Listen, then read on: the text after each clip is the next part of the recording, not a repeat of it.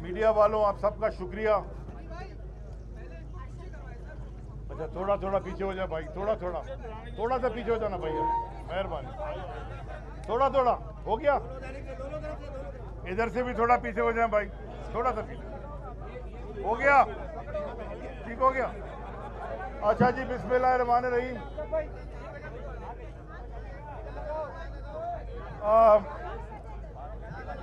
आफ्ताब भाई बैठ जाए ना। आफ्ताब भाई इधर है, आफ्ताब भाई इधर आ जाए। आफ्ताब भाई इधर है ना, जगह है, आगे। अभी तो जलसा शुरू नहीं हुआ तो जलसा हो गया है माशाल्लाह। अच्छा जी, देखें, आप सबका शुक्रिया। मुझे पता है कि रमज़ान है, सब इबादत करके आए हैं, और रमज़ान में ख़ास तौर पे, वैसे मुसलमान को सच बोलना चाहिए, रमज़ान में ख़ास तौर पे सच बोलना चाहिए। तो मैं आप सबका भी मशकूर हूँ, और हमारे सारे जो वर्कर्स, पीटीआई की लीडरशिप, गवर्नर साहब फैसल वाडा, फिरदौस भाई, आफ्ताब भाई, अदीबा, असलम, अलीम, हमारे कराची के सदर बिलाल गफ़ार, और पार्लियामेंट्री, अभी पीछे मेरी आंखें नहीं है जमाल, सईद आफरीदी, और बाकी जितने हमारे लीडरान हैं, सैफ महसूद, सबकी। अच्छा देखिए जी, मैं जल्दी मैं आपसे ज़रा 3-4 बातें करना चाहता हूँ। पहली तो, हम पूरी तहरीक इंसाफ की तरफ से शदीद मजम्मत करते हैं जो तमाशा आज मैरियट में हुआ। ये जो मैंने ये भी सुना है कि जो बुजुर्ग जिनके साथ बदतमीजी की, जिनके ऊपर हाथ उठाया गया, वो शायद एक रिटायर्ड फौजी भी हैं, और फ्रीडम ऑफ स्पीच के अगर आप खिलाफ हैं तो ये तो अब आपको पता चलेगा। आप जहां जाएंगे, पाकिस्तान में नहीं, पाकिस्तान के बाहर भी जाएंगे तो आपके ऊपर लोग नारे लगाएंगे, लोटे के भी और गद्दार के भी।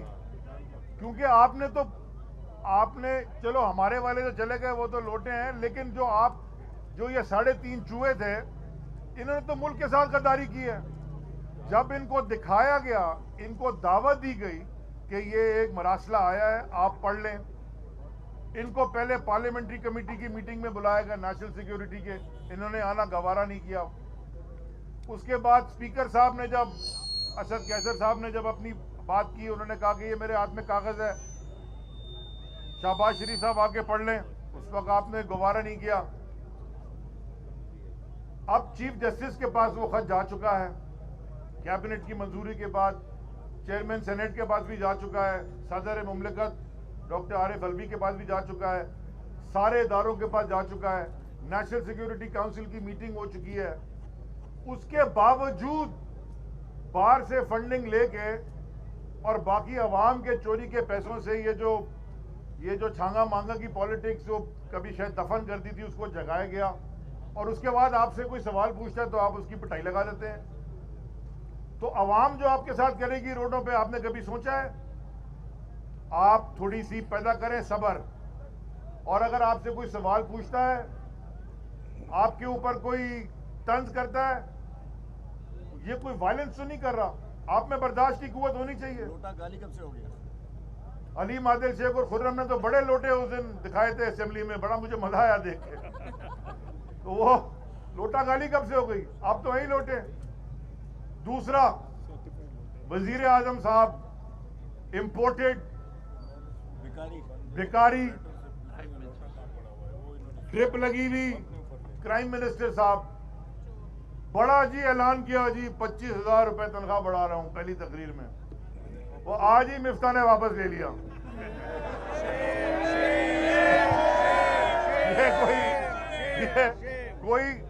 कोई अकल की बात करें, पहले बैठ के जरा हिसाब किताब देख लें कि पता तो हो। आज चीनी की कीमत बढ़ गई, 10 रुपए। मैं पूछना चाहता हूं, 8 आने पड़ती थी तहरीक इंसाफ की हुकूमत में, तो वो कुछ जो टीवी के ऊपर, 1 मिनट यार अरशद, जो तजिए हो जाते थे, 3-3 दिन प्रोग्राम हो रहे हैं जी, क्या हो गया? तो ये जो आज बढ़ गई, जरा इसके बारे में आपका क्या ख्याल है? 94 रुपए 95 रुपए पहुंचा दी।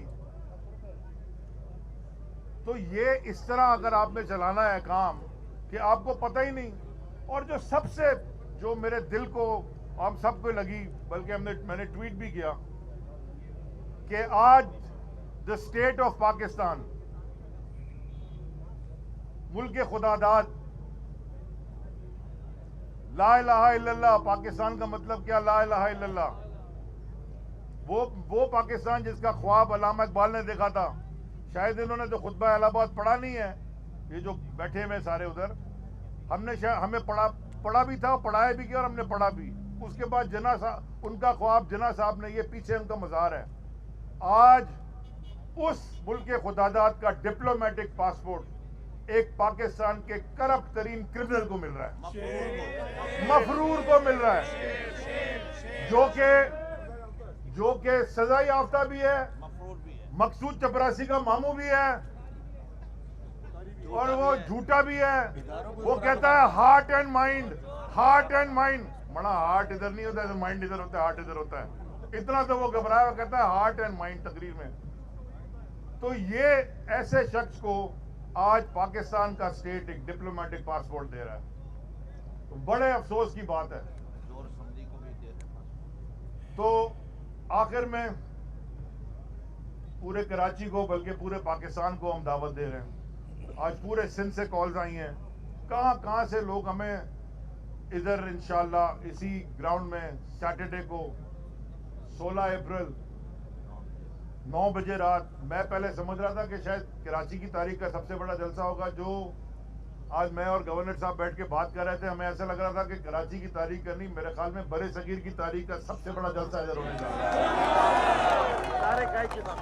मज़ार कायद के सामने। और मैं पूरी तहरीक इंसाफ की तरफ से, पूरी लीडरशिप की तरफ से सारी फैमिलीज को दावत देता हूँ, सबको, औरतों को, बच्चों को, बुजुर्गों को, आप बहुत जबरदस्त तरीके से इसकी ऑर्गेनाइजेशन होगी, आप आए और खड़े हों। औरतों के लिए स्पेशल अरेंजमेंट्स, हाँ, स्पेशल अरेंजमेंट्स औरतों के लिए भी हैं, और दरख्वास्त हमने की है जो हमारे हैंडीकैप माजूर अफराद हैं, कोई व्हील चेयर पे, उनके लिए भी हम बंदोबस्त करेंगे। हम ये चाहते हैं कि पूरी पाकिस्तानी कौम ये क्लियर बताए कि ये गुलामी की और ये भिखारियों वाली ये कौम, ये पाकिस्तानी कौम नहीं है, ये एक बड़ी खुददार कौम है। बड़े इस शहर में बड़ी खून खराबा देखा, लेकिन फिर ये शहर खड़ा हो गया। इस मुल्क में एपीएस जैसा भयानक हादसा हुआ, ये मुल्क फिर खड़ा हो गया। इस मुल्क ने 80,000 जानों की कुर्बानी दी है ये वॉर ऑफ टेरर में। और खान साहब उस वक्त भी कहते थे, 2002 में भी कहते थे जब इस जंग में, कि ना जाओ इस जंग में, हमारी जंग नहीं है, हम पार्टनर्स बनना चाहते हैं पीस में, हम पार्टनर्स बनना चाहते हैं ट्रेड में, तिजारत में, अमन में, हम जंग में किसी के पार्टनर नहीं बनना चाहते। वो कहते आए, पहले मुशर्रफ ने अंदर मरवाया घुसा के हमें पूरे पाकिस्तान को, लेकिन उसके दौर में 11 ड्रोन अटैक हुए, और ये बगैरत जो उन्होंने टाइम गुजारा है, 400 ड्रोन अटैक इनके हुए, और ये कहते क्या थे, हम इधर मुजम्मत करते रहेंगे, तुम उधर ड्रोन मारते रहो। ये तो अमेरिकी डॉक्यूमेंट में आ गया है। दोनों का नाम लो। ये बेशरम लोग, एक वो है ये 3.5 चूहों में जो थोड़ा वजन ज्यादा है, जिसका उसका नाम भी सब बता देंगे, क्या नाम है उसका,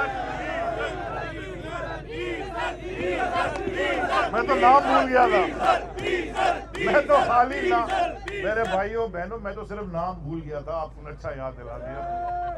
एक दूसरा है जो टोपी टेढ़ी लगाता है, वजीर आजम बन गया, उसका क्या नाम है,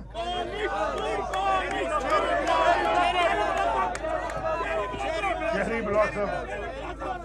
और एक आधा है, मैं 3.5 इसलिए कह रहा हूं, एक आधा है जिसकी कांपें टांग रही हैं अभी तक,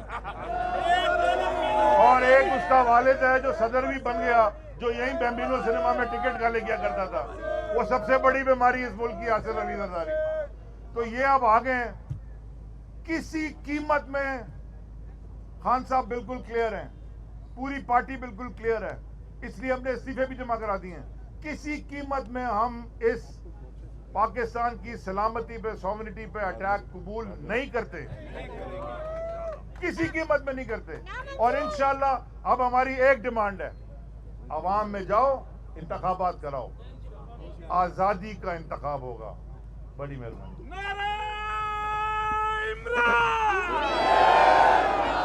औज़ुबिल्लाहिमिनश्शैतानिर्रजीम, बिस्मिल्लाहिर्रहमानिर्रहीम।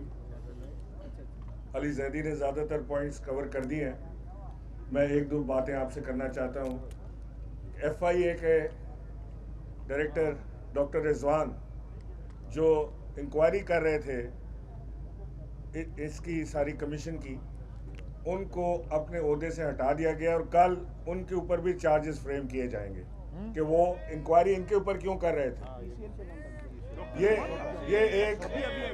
एक शर्मनाक खबर है और अलमनाक खबर है, और ये पाकिस्तान की गैरत गवारा नहीं करती कि एक ईमानदार दयानतदार अफसर जो इंक्वायरी कर रहा था उसको अब इबरत का निशान बनाएंगे, दिखाएंगे कि ये कैसे उसको टांगते हैं। मैं एक पैगाम देना चाहता हूं इमरान खान साहब की तरफ से अपने तमाम लोगों को। पैगाम ये है कि पाक फौज हमारे मुल्क की मुहाफिज है और हमने किसी कीमत पे तहरीक इंसाफ का साथी, इमरान खान का साथी होते हुए, इमरान खान का सिपाही होते हुए अपनी फ़ौज के ऊपर कोई गलत बात नहीं करनी। फैसलों से, पॉलिसी से इख्तिलाफ हो सकता है, लेकिन अगर हम अपनी पाक फ़ौज को कमज़ोर करेंगे तो हमारे मुल्क की बका ख़तरे में पड़ती है, और अगर मुल्क की बका ख़तरे में है तो फिर कौन इमरान खान, कौन PTI और कौन तहरीक इंसाफ और कौन पीपल्स पार्टी, फिर कुछ नहीं रहता। तो लिहाजा मैं अपने तमाम लोगों से ये ख़ास तौर से खान साहब का पैगाम दे रहा हूँ कि किसी ने पाक फ़ौज के खिलाफ बात नहीं करनी। कल खान साहब कल खान साहब कराची तशरीफ, सैटरडे को खान साहब कराची तशरीफ़ लाएंगे, और जैसा कि अभी यहाँ पे आपको बताया कि इंशाअल्लाह यहाँ पे मुल्क की तारीख का सबसे बड़ा जलसे का इनेकाद किया जा रहा है, और इसके अंदर इतनी फैमिलीज हमें अप्रोच कर रही हैं, कॉल कर रही हैं कि जी हमारी पार्किंग किस तरह होगी। हमने ये बताना चाहते हैं कि हमने तमाम चीज़ें प्लान आउट की हैं।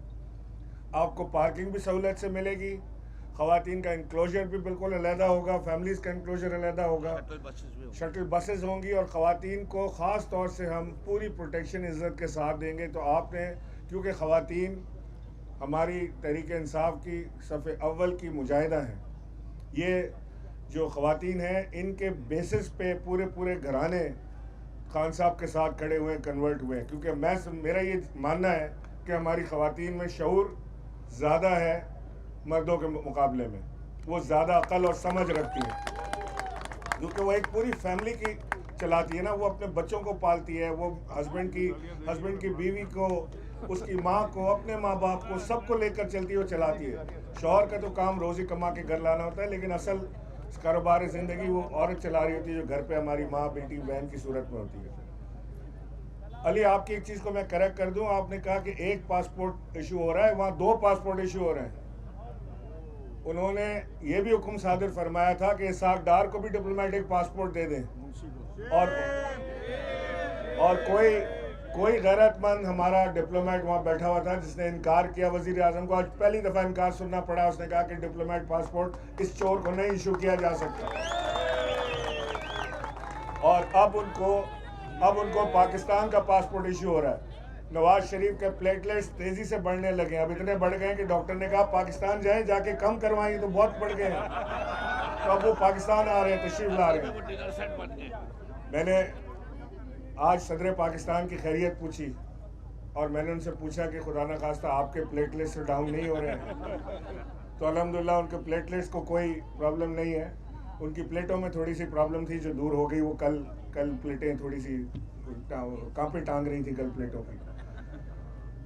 कल जो कुछ हुआ, जो पिछले 3-4 दिन से तमाशा हुआ इस मुल्क के अंदर, रात के 12 बजे सुप्रीम कोर्ट के दरवाजे खोले गए, प्रिजनर वैन्स ला के खड़ी की गई, और हमारे वज़ीर आज़म इमरान खान को एक्चुअली ये मशीनरी धमका रही थी कि अगर आप ये नहीं करेंगे तो ये होगा, लेकिन वज़ीर आज़म ने मुल्क के वसीतर मफाद में और एक बहुत बड़ी कॉन्फ्रेंस सिचुएशन को रोकने के लिए, क्योंकि उस रात खून खराबे का ख़तरा था, इतनी कौम बाहर निकलती कि ये भूल जाते कि देखते कि अवाम क्या होती है, और इंशाअल्लाह ये अभी भी इनको हम याद दिलाएंगे, बल्कि छठी का दूध याद आ जाएगा इनको जब ये अवाम को सड़कों पर देखेंगे। हमारी ताकत सिर्फ अवाम की ताकत है, हमारे पीछे और कोई, अल्लाह की ताकत और उसके बाद अवाम की ताकत, उसके बाद कोई ताकत हमें ज़रूरत नहीं, दरकार नहीं है। जो ये चेरी ब्लॉसम खान साहब के ऊपर इल्ज़ाम लगाता था कि इमरान खान फौज की गोद में बैठ कर आए हैं, आज हम देख रहे हैं कि जहां बूट मिलता है पॉलिश करना शुरू कर देता है, जिसका भी हो, वो चाहे अमेरिका का ही हो, कोई फ़र्क नहीं, मैंने पॉलिशी करनी है। अब ये जो जादूगरी कर रहे हैं, कल इन्होंने तनख्वाह बढ़ाई, आज इन्होंने ख़त्म कर दी, कल इन्होंने पेंशन बढ़ाई, परसों वो भी ख़त्म कर देंगे, इन्होंने पासपोर्ट जारी करने हैं, इन्होंने EVM को ख़त्म करना है, इलेक्ट्रॉनिक वोटिंग मशीन को। मैं अपने ओवरसीज़ पाकिस्तानियों को ये बताना चाहता हूँ कि आपके वोटिंग राइट्स को ये ख़त्म करने आया है। ये आपका हक़ है कि आपके वोटिंग राइट्स को कोई हाथ ना लगाए। आपको ये राइट इमरान खान ने दिया, इससे पहले किसी ने नहीं दिया था। अपने हक़ के लिए आपने खड़ा होना है। पूरी दुनिया में मुजाहरे हो रहे हैं। हम तो चाहते हैं कि ओवरसीज़ पाकिस्तानी इलेक्शन में भी हिस्सा लें, हम तो उस तरफ जा रहे थे, इन्होंने उसको भी ख़त्म करना है।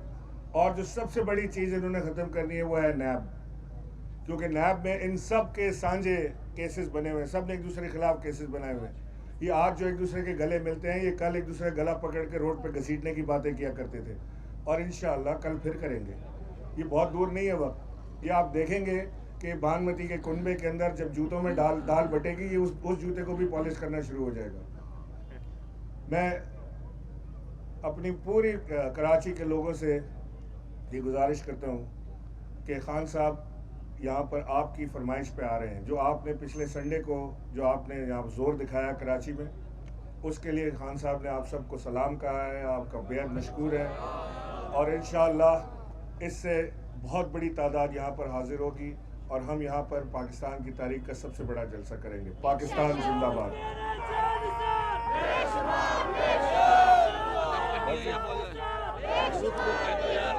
यूथ को भूल के तुम दोनों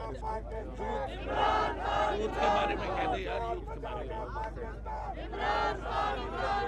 एक मिनट। 2013 के इलेक्शन के बाद भी पाकिस्तान तहरीक-ए-इंसाफ के लोगों ने इस्तीफे दिए थे, जो खड़े रहे थे स्पीकर के पास, कौमी असेंबली के स्पीकर के पास खड़े रहे थे।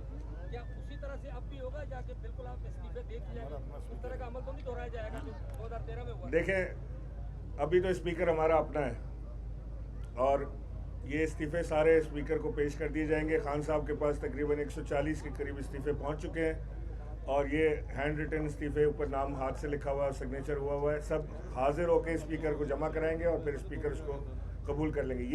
ये बात जहन में रखें कि ये कोई पॉलिटिकल गिमिक नहीं है, ये कोई सियासी चाल नहीं है। हमारा मकसद है जल्द से जल्द इंतखाबात कराना और इस कठपुतली हुकूमत को उठा के बाहर फेंकना। तो इंशाअल्लाह मैं आपको ये प्रेडिक्ट कर रहा हूँ कि अगले 3 से 4 महीने के अंदर इंतखाबात होंगे। इससे पहले यूथ को कर दो यार। चीमा के ऑफिस को जलाने की कोशिश की उनके लोगों ने। अमेरिका का जो यार है, एमकेएम का जो डिस्प्यूट हुआ इसको किस नजर से देखते हैं आप? देखिए, एमक्यूएम हमारी हलीफ जमात रही है और वो जिस भी मजबूरी के तहत गए उन्हें वो मुबारक हो, उन्हें वजारतें मुबारक हो, उन्हें गवर्नरशिप मुबारक हो, उन्हें एडमिनिस्ट्रेशनशिप मुबारक हो, उन्हें यहाँ की सूबाई मिनिस्ट्रियाँ वजारतें मुबारक हो, उन्हें फेडरल वजारतें मुबारक हो, उन्हें हर वो चीज़ मुबारक हो जिसकी उन्होंने कभी तमन्ना की थी या उनको अब वहाँ से मिल रही है। लेकिन मैं ये समझता हूँ कि ये एमक्यूएम की उनकी बहरहाल अपनी सियासी बसीरत है, लेकिन ये बहुत जल्द रियलाइज़ कर लेंगे कि उनकी ये अपनी सियासी हिस्ट्री का सबसे भयानक फ़ैसला था जो उन्होंने किया है। उन्हें उनके अपने जो हल्के उन्होंने जीते हैं वहाँ से भी लोग उन्हें पसंद नहीं कर रहे हैं इस फैसले को, और मेरा ख्याल है कि अल्लाह उन्हें जल्द अकल देगा और वो ट्रेजरी बेंचेस से उठ के दोबारा अपोजिशन बेंचेस पर बैठेंगे। ये बताइएगा कि एहतजाज करना अपना आईनी हक है, ये बताएं कि अमेरिकन कॉन्सुलेट या अमेरिकन एम्बेसी के बाहर देखें, मैं एक बात वाज़ेह कर दूं आपसे कि पाकिस्तान की या इमरान खान की अमेरिका से कोई दुश्मनी नहीं है। ये एक मरासला था जो आया था और जो इमरान खान ने हकीकतन कौम के सामने रखा। वो नेशनल सिक्योरिटी काउंसिल में ले गए जहाँ पे अली जैदी भी मौजूद थे उस दिन, इन्होंने भी, अच्छा आप नहीं थे, अली नहीं थे, लेकिन हमने जो हमारी जो कोर कमेटी है उसे भी वो सारा मरासला दिखाया गया, हमारे काबीना को मरासला दिखाया गया, हमारी नेशनल असेंबली में जो नेशनल सिक्योरिटी काउंसिल है उसको भी मरासला दिखाया गया, और उसमें से इन्होंने बाइकआउट किया। जो आज उस मरासले के ऊपर इंक्वायरी बनाने जा रहे हैं वो बाइकआउट कर चुके हैं वहाँ का। अब हमें इंक्वायरी कमीशन सुप्रीम कोर्ट के अंडर चाहिए। आज सुप्रीम कोर्ट को मरासला भेज दिया गया है, सुप्रीम कोर्ट के चीफ जस्टिस साहब को मरासला डिप्टी स्पीकर की जानिब से आज रवाना किया गया है, जो एक सील बंद लिफाफे में वहाँ पर पहुँचा है और ये रिसीव हो गया है सुप्रीम कोर्ट के चीफ जस्टिस को। अब वो उसको देखेंगे। इसके ऊपर हमारी डिमांड ये है कि इसके ऊपर एक इंक्वायरी कमीशन सुप्रीम कोर्ट बनाए, उसमें वो फैसला करे कि इस मरासले में क्या पाकिस्तान को धमकी दी गई है।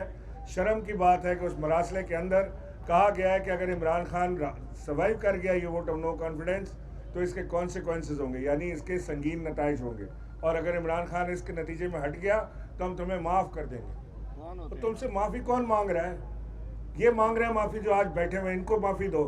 हमें सिर्फ अपने रब से माफ़ी चाहिए, तुम्हारी माफ़ी नहीं चाहिए किसी की। अच्छा इमरान गवर्नर साहब ये बताइएगा कि जिस वक्त की आप मशीनरी ट्रेड की बात कर रहे हैं तो उस वक्त तो वज़ीर आज़म अपने ओहदे पर थे, तो मशीनरी ट्रेड किसकी थी? केजी बैन कौन लेकर आया था उधर? देखिए, जिस वक्त ये सारा कुछ हुआ था, ये मामलात वज़ीर आज़म हाउस से ऑपरेट नहीं हो रहे थे, ना ही इंटीरियर मिनिस्ट्री से ऑपरेट हो रहे थे। ये जिस तरह इस मुल्क में चीज़ें होती हैं उसी तरह हो रही थी। हम भी ढूंढते रहे कि ये हो क्या रहा है, कंटेनर कौन लगा रहा है, ये ब्लॉकेट कौन कर रहा है, ये किधर से हो रहा है, वो किधर से हो रहा है, बट किसी चीज़ का कोई खातिर खा जवाब नहीं था मेरे पास। बहुत शुक्रिया। ये बताएं कि ये अभी तो आप कल ये बोलो कल से जो है ये चीफ जस्टिस के पास भी जा रहा है, इधर भी जा रहा होगा, तो इसको पहले क्यों नहीं पार्लियामेंट में बताया गया सारे प्रोसेस से पहले? अली जो देखें, एक प्रोसेस होता है, ये ले लो, खुला हुआ है। चलो, देखो एक प्रोसेस होता है। सबसे जब ये आया था उस वक्त OIC कॉन्फ्रेंस होने वाली थी।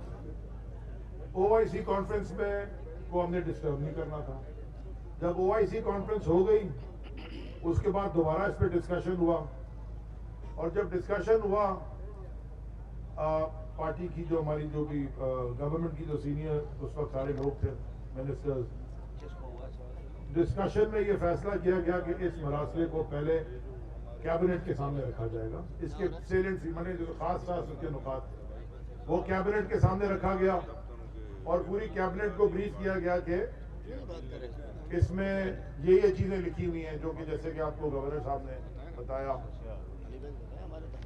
उसके बाद कैबिनेट ने ये फैसला किया कि ये मरासला नेशनल सिक्योरिटी काउंसिल या नेशनल सिक्योरिटी कमेटी जो जिसके अंदर सारे सर्विसेज चीफ बैठते हैं, joint chief, army chief, air chief, naval chief और बाकी सारे इदारों के हमारे जो बैठते हैं senior director, defence minister, foreign minister, वहां पे इसके ऊपर डिस्कस किया गया, और वो डिस्कस हुआ और उसकी मिनट्स हुए रिकॉर्ड, और उसका एक प्रेस रिलीज हुई जो सबने अप्रूव की। उसके बाद ये डिसाइड किया गया कि ये पार्लियामेंट की जो कमेटी है, नेशनल सिक्योरिटी कमेटी, और उसमें ओपन डोर पॉलिसी रखी कि जो इस कमेटी का मेंबर नहीं भी है लेकिन अगर मेंबर ऑफ नेशनल असेंबली है, जो भी आ जाए उसको ब्रीफ करेंगे। और इनको दावत भी दी गई हजरात को, इन्होंने आना पसंद नहीं किया। उसके बाद फिर कैबिनेट की मीटिंग हुई, और कैबिनेट की मीटिंग ने यह डिसाइड किया कि इसके ऊपर एक इंक्वायरी कमीशन बनेगा, एक इंक्वायरी कमीशन बैठाया जाएगा। और उस इंक्वायरी कमीशन में क्या हुआ वो आपने देख लिया। उसके बाद फिर कैबिनेट ने दोबारा फैसला किया कि ये मरासला सेलेक्टिव डी क्लासिफिकेशन होनी चाहिए, यानी कि क्योंकि उसमें कोड्स हैं, और अगर आप उसको आम आवाम में करते हैं तो जो हमारे दूसरे मुल्क हैं वो हमारे कोड्स को ब्रेक कर देते हैं, वो कोडेड होता है, लेकिन अगर आप बता दें तो वो कोड ब्रेक होता है। कोड हम नहीं रिलीज कर सकते ना, वो तो क्लासिफाइड है। तो सेलेक्टिव डी क्लासिफिकेशन, इसका मतलब है कि जो 4 बड़े इदारों के सरबराहान है पाकिस्तान के, क्योंकि जब ये मरासला आता है ये 5 लोगों के पास जाता है, जो भी इस तरह की आती है, prime minister office, presidency, foreign office, services chief, joint chief, और कैबिनेट डिवीजन में सील्ड एनवेलप में वहां जाता है ताकि वो रिकॉर्ड कीपिंग के लिए रखा जाए। ये वहां तो जा चुका था। अब हमने ये भी कहा कि जी इंक्वायरी कमेटी बने, उसके बाद फिर दोबारा हमने कैबिनेट ने फैसला किया कि इसकी एक कॉपी प्रेसिडेंट साहब को भी, चेयरमैन सेनेट साहब को भी, स्पीकर साहब को भी, और उनसे दरख्वास्त की जाए कि स्पीकर साहब ये चीफ जस्टिस को भेज दें, क्योंकि चीफ जस्टिस आजकल माशाल्लाह मेरी दुआ है कि हमारा सुप्रीम कोर्ट बड़ा अच्छा लगा, हर वक्त ऐसी एक्टिव हो, संडे को भी खुल जाए, रात को भी खुल जाए और रात को भी खुल जाए, शहरी पे भी खुल जाए, ताकि बाकी केसेस भी तो है ना, मॉडल टाउन का केस है, उजैर बलोच का केस है, ये ओमनी ग्रुप की है, हमारा अपना 63A में लगा हुआ है, उमर अबाब का केस है, ये मुराद ये सीएम साहब मुराद अली शाह इनका केस लगा हुआ है, बल्दिया फैक्ट्री फायर का केस लगे, सारे केसेस, ये सानिया मॉडल टाउन है, ये सारे केसेस जल्दी जल्दी करने बड़ा अच्छा होगा। पाकिस्तान की आवाम आपसे बड़ा एक्सपेक्ट करती है। तीन होगा काफी हो गए 3 हो गए इनके सवाल मेरा आपसे ये है इमरान भाई, बताएं कि कितने बजे इमरान खान आ रहे हैं, उनको जुलूस की शक्ल में लाया जाएगा, क्या होगा, किस तरह से लाया जाएगा? 3 आ गए सवाल दूसरा ये दे देना कि हम लोग मीडिया के लोग खड़े हैं यहाँ, आपके लोग जो है मीडिया के लोग क्यों तनकीद का निशाना बनाते हैं और क्यों न तंग करते हैं, इसका भी जवाब दें। देखिए, मैं इस वक्त, हम लोग इस वक्त ये देख रहे हैं, ऑब्जर्व कर रहे हैं कि हमारे जो मीडिया के दोस्त हैं वो अपनी जिम्मेदारी पूरी कर रहे हैं भरपूर तरीके से, लेकिन जो मीडिया हाउसेस हैं वो इस वक्त काफ़ी बायसनेस दिखा रहे हैं, वो तरफदारी दिखा रहे हैं किसी अपनी मर्जी से या प्रेशर से। तो मेरी दरख्वास्त है तमाम मीडिया मालिकान से कि वो एक तरफा ना करें कार्रवाई, वो बिल्कुल न्यूट्रल तरीके से, जैसे टीवी के होता है जिसका फ़र्ज़ होता है, हम समझते हैं कि वो करता है, वो उस तरह से उसको दिखाएं, जो आपने दिखाना है सच और हक की बात वो दिखाएं, जो हो रहा है शहर में वो दिखाएं। ये तरफदारी ना करें कि एक तरफ लाखों लोगों का मजमा जमा, उस तरफ आप गन्ने के रेट बता रहे हो टीवी पे, ये ना करें। और जो हमारे दोस्त हैं, कैमरामैन हैं, रिपोर्टर्स हैं, आप सब हमारे साथ 25-30 साल हो गए हमें आपके साथ चलते हुए, आप हमें बिल्कुल अपने घर के लोग लगने लगे हैं, ना हमें आपसे कोई शिकायत है, ना इंशाल्लाह आपको कोई शिकायत का मौका हम देंगे। और खान साहब का प्रोग्राम हम इन डिटेल आपको बता देंगे। एक चीज़ मैं बता दूंगा आपको, एक चीज़ आपको मैं बताना चाह रहा हूँ कि हमारे दोस्तों ने बताया है कि MQM ने कोरंगी में पाकिस्तान तहरीक इंसाफ के झंडे जलाए हैं।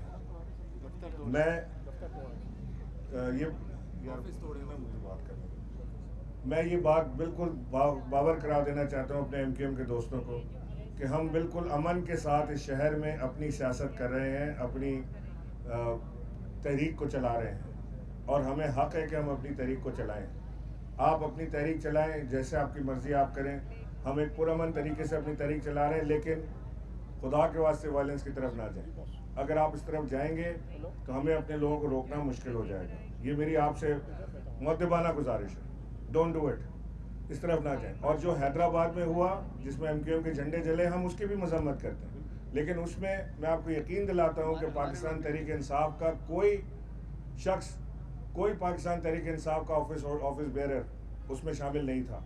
वो एक जनरल पब्लिक थी, आपके अपने वोटर्स थे, हैदराबाद से आपने इलेक्शन जीता है, आपके लोग वहाँ से MNAs बने, MPs बने, आपके लोगों ने ये काम किया है। आप ढूंढें अपनी सफ़ों